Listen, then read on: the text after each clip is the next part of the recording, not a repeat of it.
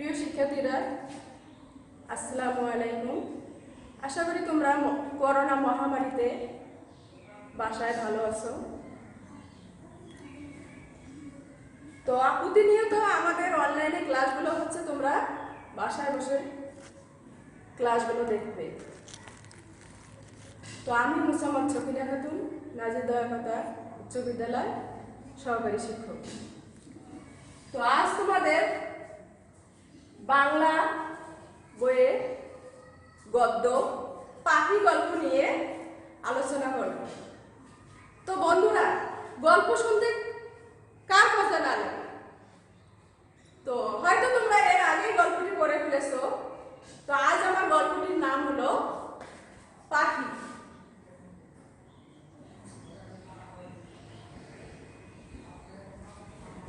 তো এই পাখি গল্পটি লিখেছেন লীলা মজুমদার।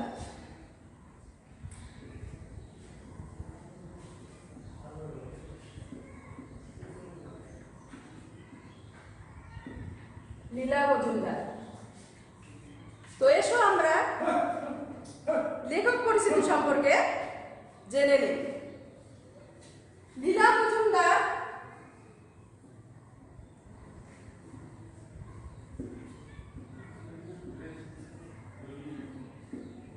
উনিশশো 8 সালে বিখ্যাত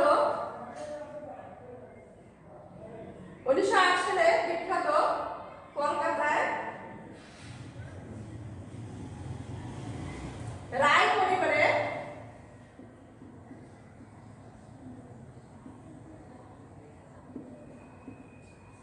জন্মগ্রহণ করেন।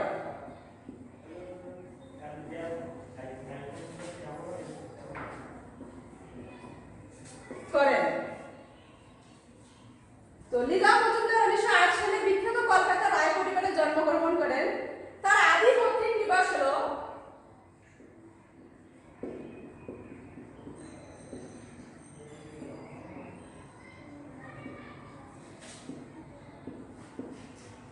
হলো বৃহত্তর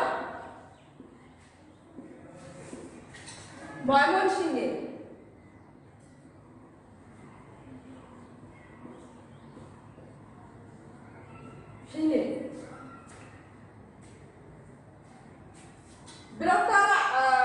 ময়মনসিংহে তার কিছু লেখা রচনা হলো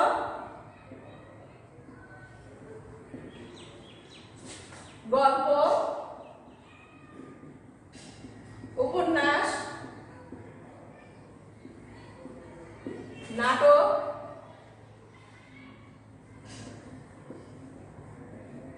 প্রবন্ধ। তিনি শিশু কিশোরদের জন্য রচনা করেছেন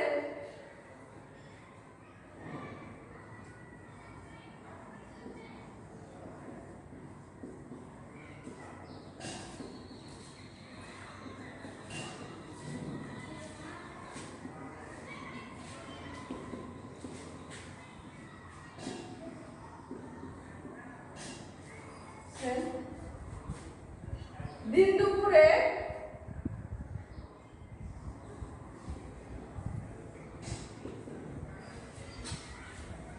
হলদে পাখির পালক,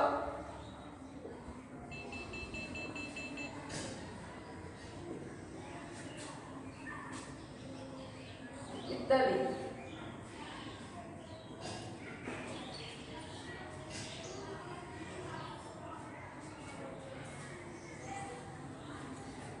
লীলা মজুমদার 2000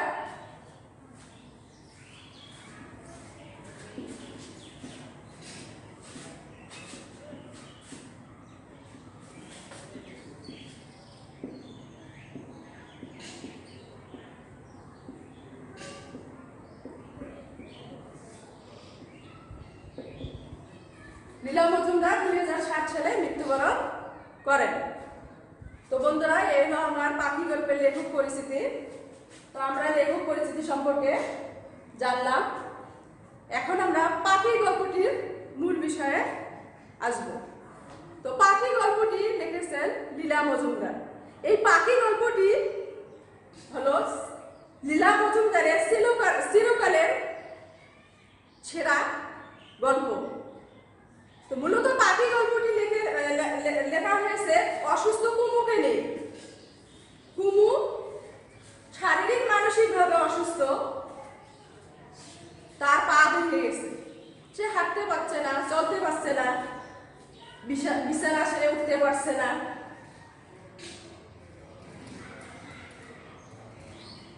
সে সবসময় চিন্তা করে, আমি আর হাঁটতে পারবো না, আমি আর উঠতে পারবো না, আমি বিদ্যালয়ে যেতে পারবো না। তো এই চিন্তায় সে সবসময় চিন্তিত।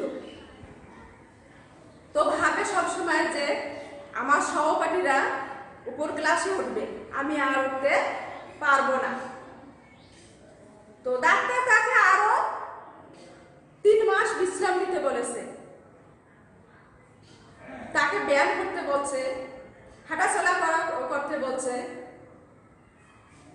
তো এই ডাক্তারের এসব শুনে তার মা বাবা খুবই চিন্তিত হলো। তার মাসিমা এসে বলল কুমুকে উন্মুক্ত পরিবেশে তার দিম্মার বাড়িতে রেখে আসতে।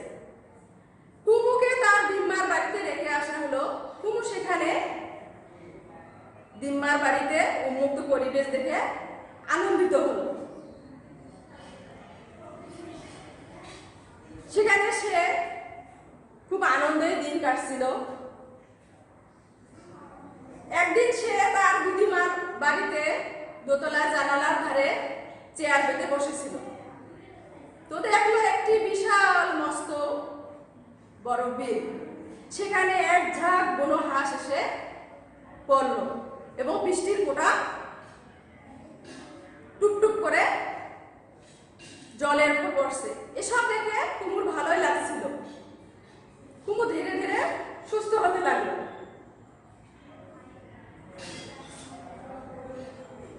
এখন দিম্মার বাড়িতে তার একটি বন্ধু ছিল, তার নাম হলো লাটু। লাটু স্কুল থেকে ফিরে আসলো, দেখলো এক দল বুনো হাঁস বিলে খেলা করছে।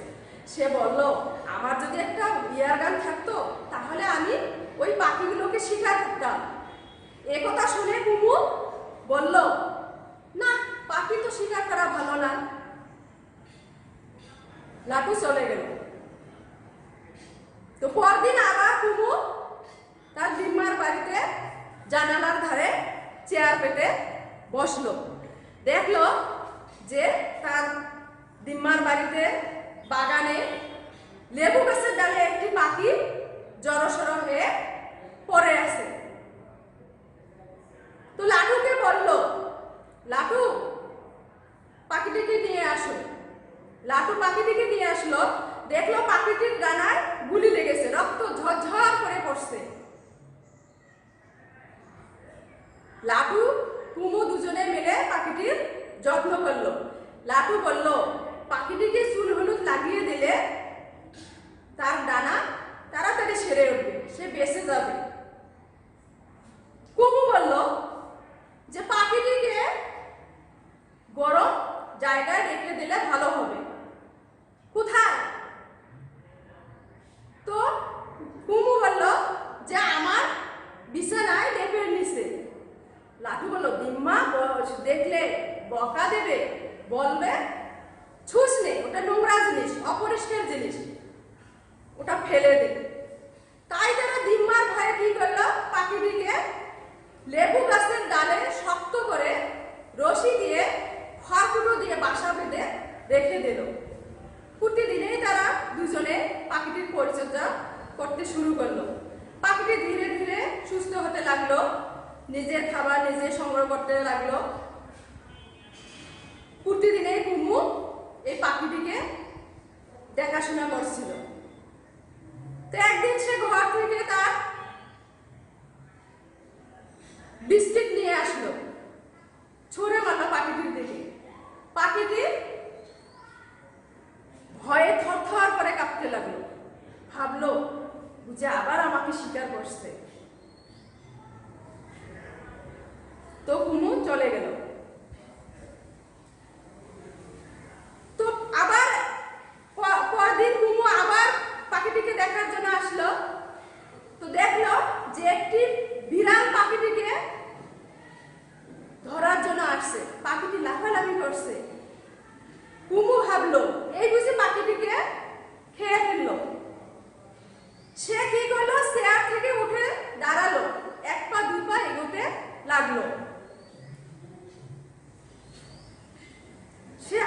সে ভাবলো আমি তো হাঁটতে পারি, চলতে পারি, এখন আমি তো ভালো হয়ে গেছি।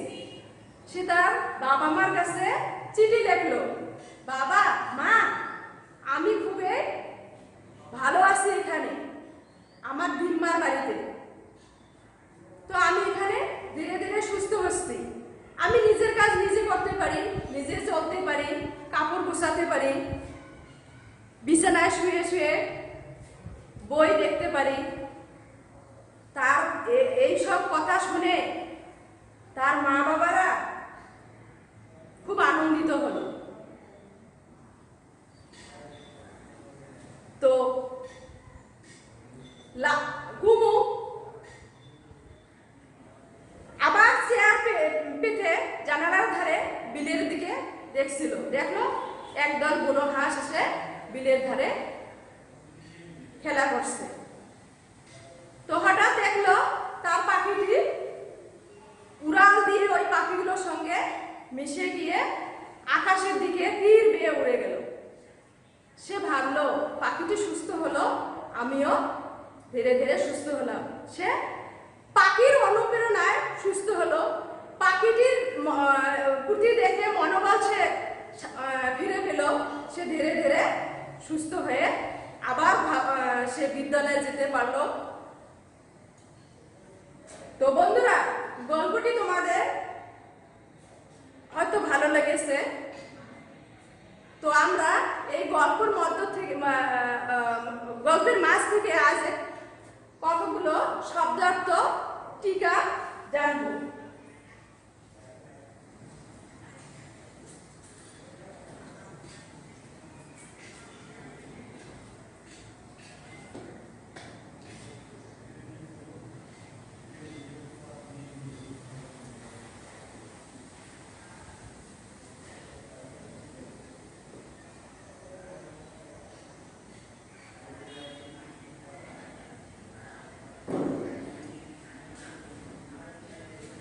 এখানে গল্পের থেকে শব্দার্থ হলো যে দিম্মা। দিম্মা শব্দটিকে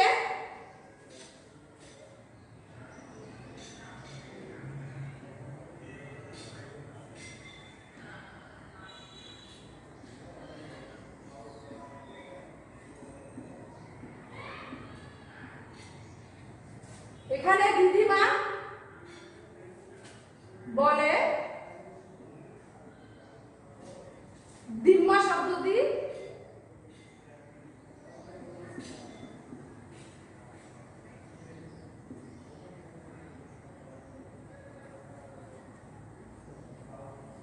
দিম্মা শব্দটির সম্বোধন করা হয়েছে।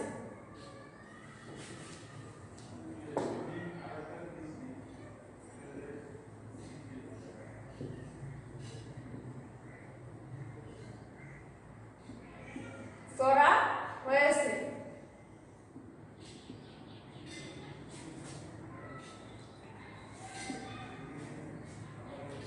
দিম্মা শব্দটি হচ্ছে এখানে দিদিমা বলে দিম্মা শব্দটির সম্বোধন করা হয়েছে। তারপর হচ্ছে মগ ডাল।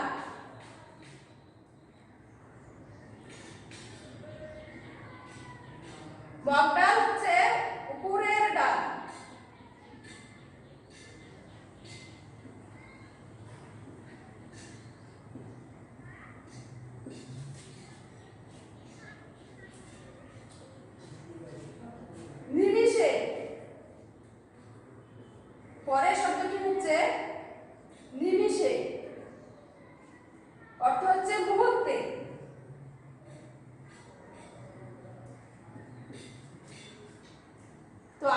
শব্দ আছে।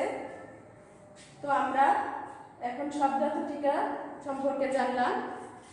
এখন আসো বন্ধুরা, আমরা এই গল্পের মাঝ থেকে কিছু জ্ঞানমূলক অনুধাবন প্রশ্নোত্তর করি।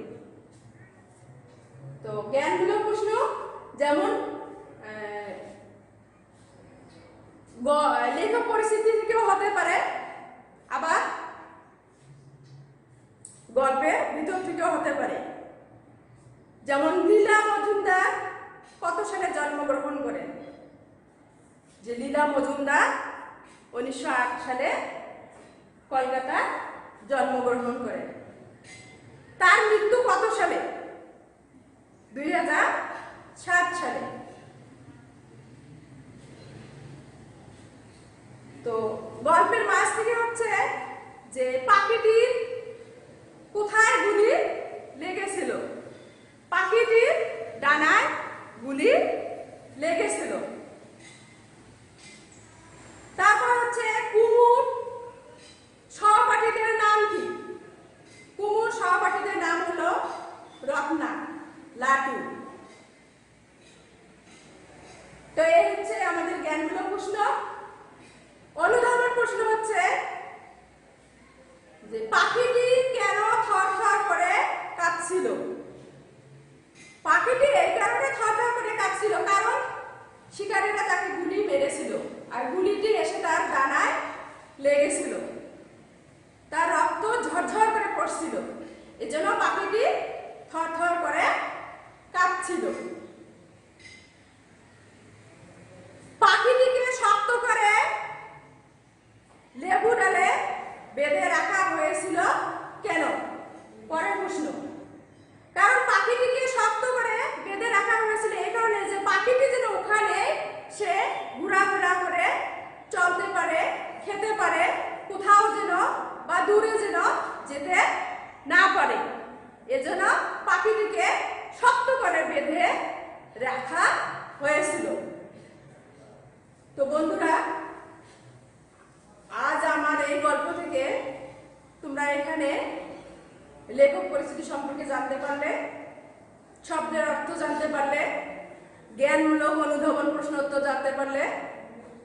তো আশা করি তোমরা বাসায় বসে গল্পটি পড়বে। আর তোমাদের বাড়ির কাজ থাকলো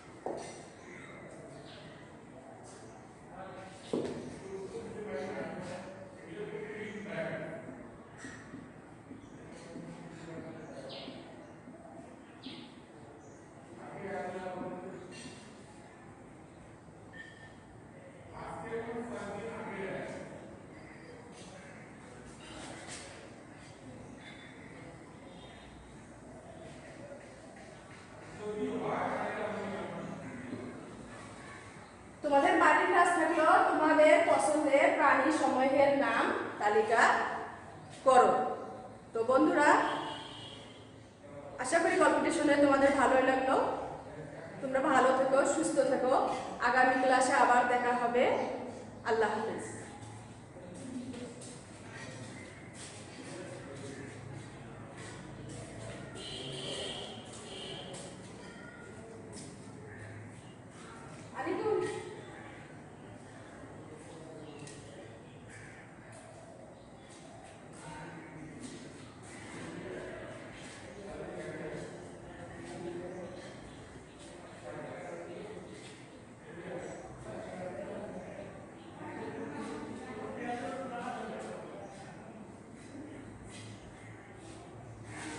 माझं একটু ফাঁকা পায় হবে